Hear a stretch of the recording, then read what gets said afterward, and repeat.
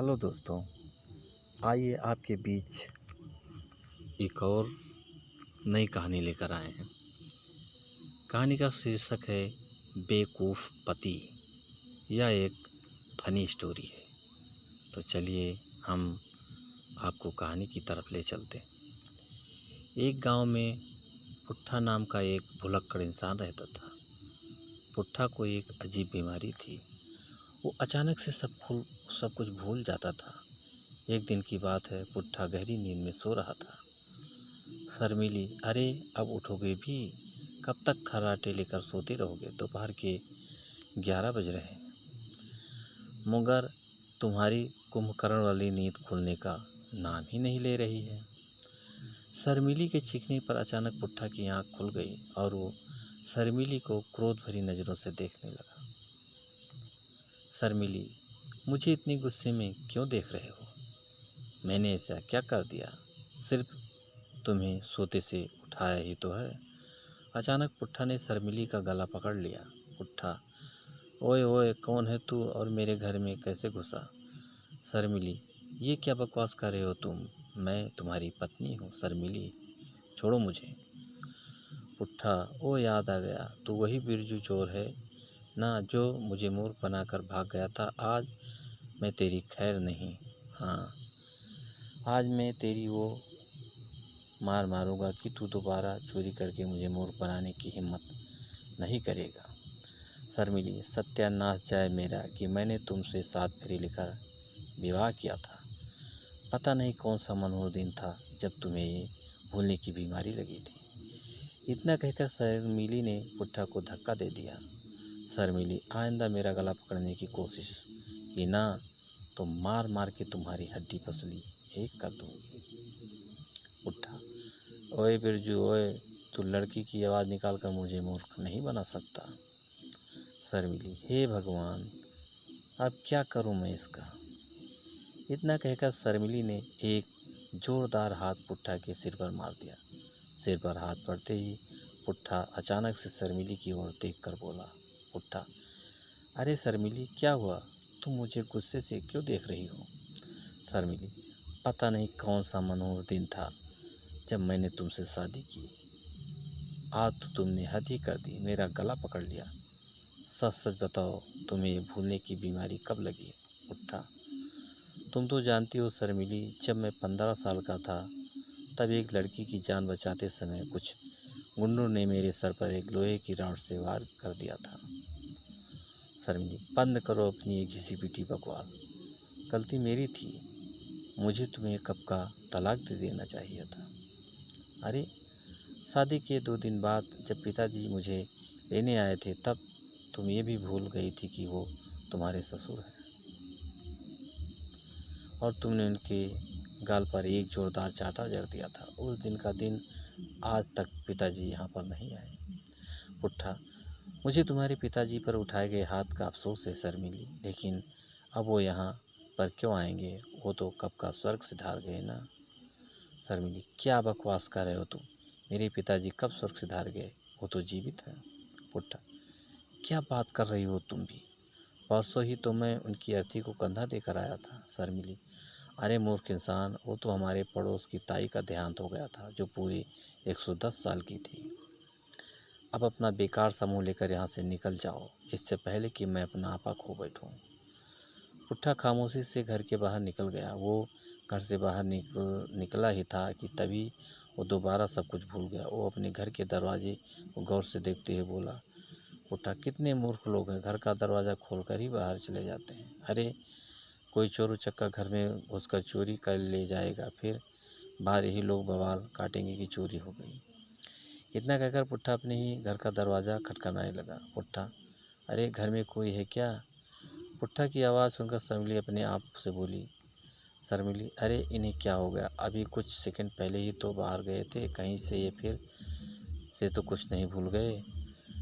शर्मिली दौड़ती हुई बाहर गई और पुट्ठा को क्रोध भरी नज़र से देखने लगी। पुट्ठा, माफ़ कीजिएगा बहन जी। शर्मिली, बहन जी, ये क्या कह रहे हो तुम?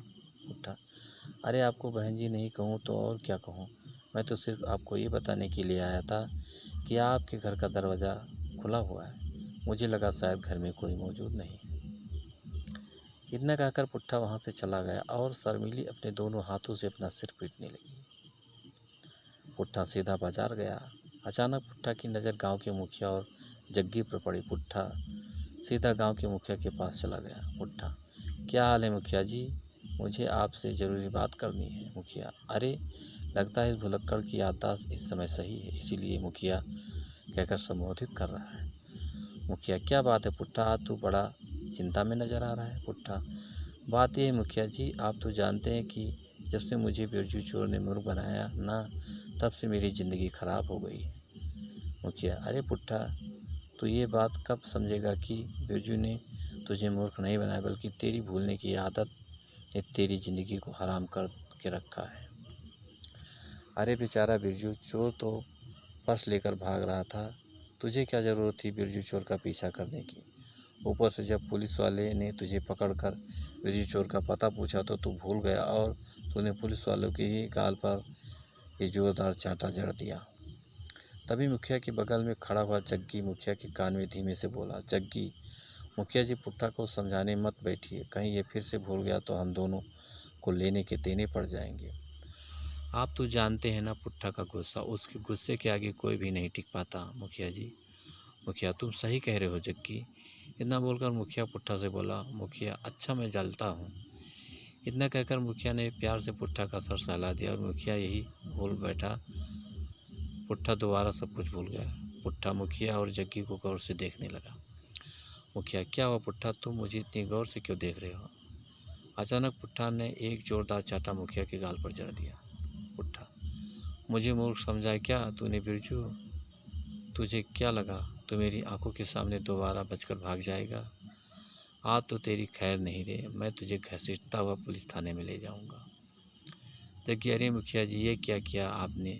एक तो इस भुलक्कड़ की याददाश्त कब चली जाए कुछ पता नहीं रहता, ऊपर से आपने इसके सर पर हाथ फेर दिया।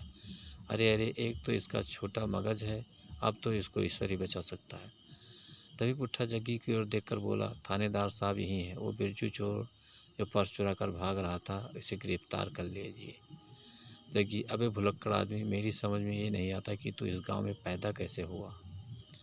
अबे जिस बिरजू चोर की तूने चोरी की बात कर रहा है ना, उस घटना को तो 1 साल हो गए हैं, लेकिन तू सब कुछ भूल जाता है। बस यही बात नहीं भूलता, कभी कभी तो मुझे लगता है कि तू सब नौटंकी करता है।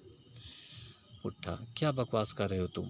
क्या तुम थानेदार नहीं हो? जग्गी, अरे नहीं रे, मैं थानेदार नहीं हूँ। पुट्ठा, तो फिर तुझे थाने तक ले चलो, बता रहा हूँ ना, ही तो मैं तुम्हारा भी मार मार कर बुरा हाल कर दूंगा, बता रहा हूँ। जग्गी, अरे ठीक है महाराज, ठीक है, चलिए मेरे साथ, मैं आपको थाने तक छोड़ आता हूँ, चलिए। जग्गी की बात पर मुखिया जग्गी से बोला, अबे मूर्ख आदमी, ये क्या कर रहा है तू? मुझे बचाने के बजाय तू उसे थाने का पता बता रहा है। जग्गी, मुखिया जी आपकी भलाई के लिए कह रहा हूँ, इस भुलक्कड़ की याददाश्त कभी कभी तो 2 मिनट में वापस आ जाती है और कभी कभी 2 दिन तक वापस नहीं आती। हो सकता है पुलिस वाले आपको इससे छुड़ा लें। मुखिया वहाँ से भागने वाला था कि तभी पुट्ठा ने मुखिया को दबोच लिया। पुट्ठा, भागता कहाँ है बिरजू? आज तो मैं तुझे स्वयं सलाखों के अंदर बंद कर दूंगा। चलो शर्मिली। जग्गी, शर्मिली? कौन शर्मिली बे? पुट्ठा, अरे तुम्हारा नाम शर्मिली है, मैं तुमसे बात कर रहा हूँ, क्या तुम शर्मिली हो? जग्गी, लगता है आज इसका दिमाग पूरी तरह से खराब हो चुका है, इसे पुरुष और स्त्री में ही अंतर नहीं नजर आ रहा है, इसे थाने ले जाने में भलाई है। जग्गी पुट्ठा की ओर देखकर बोला, श्रीमान जी चलिए मैं आपको थाने ले चलता हूँ। कुछ ही देर में पुट्ठा मुखिया को लेकर थाने के अंदर थानेदार के सामने खड़ा हुआ था। मुखिया को देखकर थानेदार कुर्सी से उठकर हाथ जोड़ता हुआ बोला, नमस्ते मुखिया जी, आपके यहाँ आने की क्या आवश्यकता थी? आप मुझे बता देते, मैं स्वयं आपके घर आ जाता, और आपको इसने पकड़ क्यों रखा है?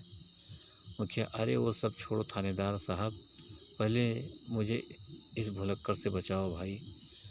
थानेदार क्रोधित होकर पुट्ठा की ओर देखते हुए बोला, छोड़ दे मुखिया को। अरे तुमने मुखिया जी को क्यों पकड़ रखा है? पुट्ठा, थानेदार साहब, ये वही बिरजू जो पर्स चुरा के भाग रहा था और मैं इसका पीछा कर रहा था, आपने मुझे पकड़ लिया था, मैं वो सब भूल गया था, अब मुझे सब कुछ याद आ गया, इसे गिरफ्तार करके जेल में डाल दीजिए।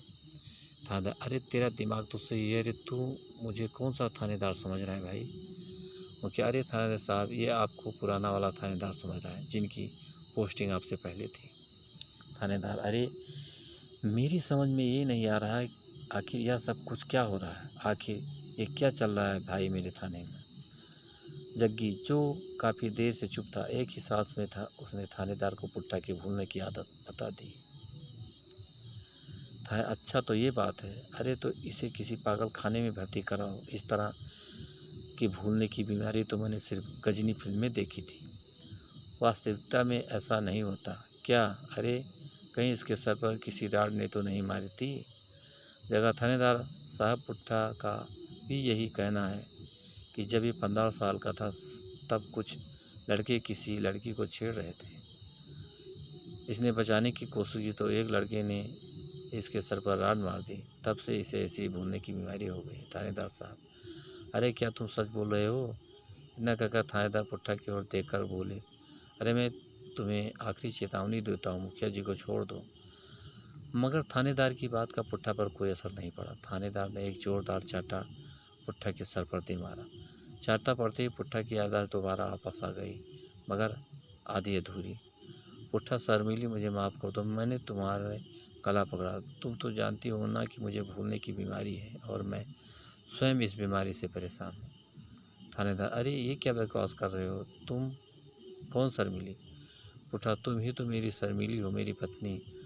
पुट्ठा की बात सुनकर थानेदार का खून और खौल उठा। वह तुरंत रिवाल्वर निकाल कर मुखिया की ओर देखते हुए बोला, अरे इसे यहाँ से ले जाओ मुखिया जी, और इससे पहले कि मैं अपनी पिस्तौल की सारी गोली इसके सीने में चला दूँ, ले जाओ यहाँ से। थानेदार, अरे अरे बाहर से मुझे 2 डिस्प्रिन की गोली ला कर दो भाई, अरे मेरे सर दर्द के मारे फटा जा रहा है।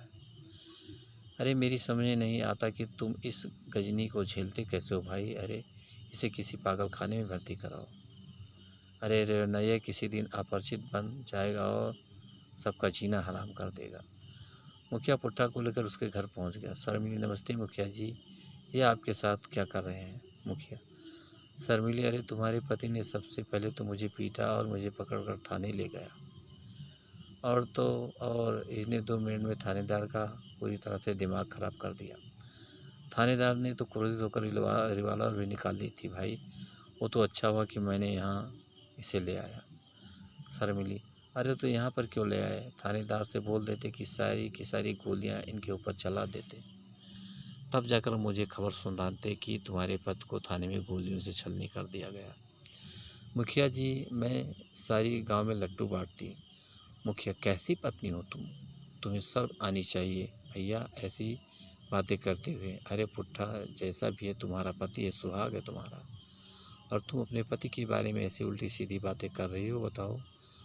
मुखिया ने इतना कहा ही था कि तभी पुट्ठा ने एक जोरदार चांटा मुखिया की गाल पर जड़ दिया। पुट्ठा, तुझे शर्म नहीं आती अपनी पत्नी से इतने बुरे अंदाज में बात करते हुए। मुखिया, ये क्या बकवास कर रहे हो तुम पुट्ठा, अरे ये तुम्हारी पत्नी है भैया, मेरी नहीं। पुट्ठा ने दोबारा मुखिया के गाल पर चांटा जड़ दिया। पुट्ठा, मूर्ख आदमी, तुझे अपनी जुबान से ये अल्फाज कहते हुए जरा भी शर्म नहीं आई। अरे मैं तो एक सन्यासी हूँ, एक साधु हूँ, मैं आजीवन अविवाहिता रहने का प्रण ले चुका हूँ, और तू अपनी पत्नी को मेरी पत्नी बता रहा है, निर्लज्ज। पुट्ठा की बात सुनकर शर्मिली का गुस्सा 7वें आसमान पर पहुँच गया। शर्मिली, हे भगवान, आज इन्हें क्या हो गया, इससे पहले कभी इतना खतरनाक भूलने का दौरा नहीं पड़ा। इतने कहकर शर्मिली ने पुट्ठा के सर पर कस के घूंसा मारा। घूंसा पड़ते ही पुट्ठा की याददाश्त फिर से वापस आ गई। पुट्ठा, शर्मिली, तुम मुझे इतने क्रोध से क्यों देख रही हो। पुट्ठा, अरे मुखिया जी आप। पुट्ठा, शर्मिली, क्या तुमने मुखिया जी को चाय पिलाई या नहीं। ईश्वर का लाख लाख शुक्र है भैया कि तुम्हारी याददाश्त वापस आ गई। तभी यहाँ पुट्ठा के चाचा हुकुम सिंह आ गए। हुकुम सिंह दूसरे गांव के सरपंच थे।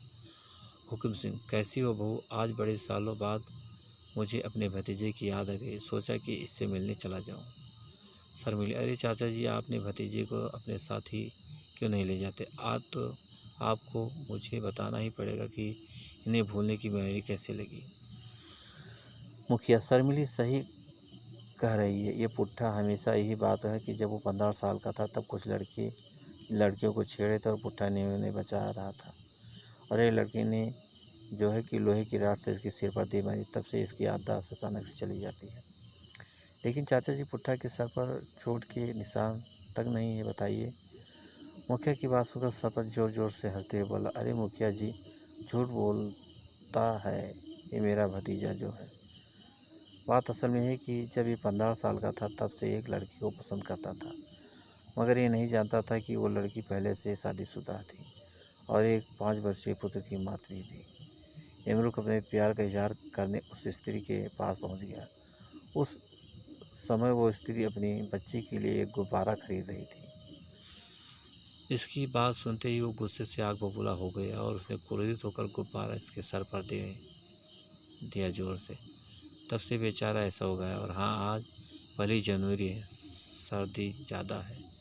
आज के दिन से भूलने के दौरे ज़्यादा पड़ते हैं। आगे से ध्यान रखना बहू, 1 जनवरी को इसे घर पर बंद करके ही रखना। शर्मिली, अच्छा, तो असली बात यह है इसकी ये हालत किसी लोहे की रॉड से नहीं बल्कि गुब्बारे ने की है और जनाब इस फरमाने गए थे। मुखिया, शर्मिली, ज़्यादा बातें मत करो, इसे रस्से से बांध दो, नहीं तो ये फिर भूल जाएगा। और आगे से याद रखना भैया, 1 जनवरी को इसे बांध कर ही रखना। अच्छा हुकुम सिंह, नहीं शर्मिली, उसकी कोई आवश्यकता नहीं, मैं नींद की गोलियां लेकर आया हूँ। दूध में इसे नींद की गोली खिला दो, सुबह तक ये ठीक हो जाएगा। सरपंच के कहने पर शर्मिली ने ऐसा ही किया और पुट्ठा गहरी नींद में सो गया। सुबह सरपंच ने शर्मिली से कहा, बहू जाकर पुट्ठा को जग उठाओ, मेरा विश्वास कि अब वो सही हो चुका होगा। सरपंच के कहने पर शर्मिली पुट्ठा को जगाने लगी। शर्मिली, अजी सुनते हो, सुबह हो चुकी है, उठना नहीं क्या? शर्मिली की आवाज़ सुनकर पुट्ठा उठकर शर्मिली और सरपंच को गौर से देखने लगा। शर्मिली, अजी ऐसा क्यों देख रहे हो? पुट्ठा, कैसी हो नंदिनी? मैं तुम्हें कब से ये बोलने के लिए तड़प रहा हूँ कि मैं तुमसे सच्चा प्यार करता हूँ नंदिनी। शर्मिली, क्या बकवास कर रहे हो तुम? हुकुम सिंह, अरे लगता है कि ये उस नंदिनी की बात कर रहा है जिसने इसके सर पर गुब्बारा मारा था। पुट्ठा सरपंच की ओर देखकर बोला, अरे तुम तो नंदिनी के पति हो, तुम्हारी वजह से नंदिनी ने मेरे सर पर गुब्बारा मारा था, याद आ गया मुझे। इतना कहकर पुट्ठा उठकर खड़ा हो गया और अपने चाचा पर मुक्कों की बौछार कर दी। शर्मिली ने पुट्ठा का हाथ पकड़ लिया। शर्मिली, ये क्या कर रहे हो आप? आपको शर्म नहीं आती अपने चाचा को मारते हुए? पुट्ठा, मुझे छोड़ दो मुखिया जी, ये नंदिनी का पति है, इसी की वजह से नंदिनी ने मेरे सर पर गुब्बारा मारा था। शर्मिली, अरे मैं मुखिया नहीं, तुम्हारी पत्नी हूँ। हुकुम सिंह, अरे अरे, इसे कुछ दिनों के लिए बांध दो बहू, मैं जा रहा हूँ और अब कुछ साल बाद ही आऊँगा, तुम ही इसे झेलो। सरपंच वहाँ से बोरिया बिस्तर उठाकर भाग गया और शर्मिली अपना सिर पकड़ कर बैठ गई। तो दोस्तों, ये कहानी आपको कैसी लगी हमें कमेंट करके ज़रूर बताना। और दोस्तों, अगर अभी तक आपने हमारे चैनल को सब्सक्राइब नहीं किया है तो जल्दी से आप हमारे चैनल को सब्सक्राइब कर लीजिए, जिससे इसी तरह अच्छी अच्छी कहानियाँ आप लोगों के बीच पहुंचाता रहूं। तो दोस्तों, अगली कहानी में फिर मिलेंगे, तब तक के लिए नमस्कार।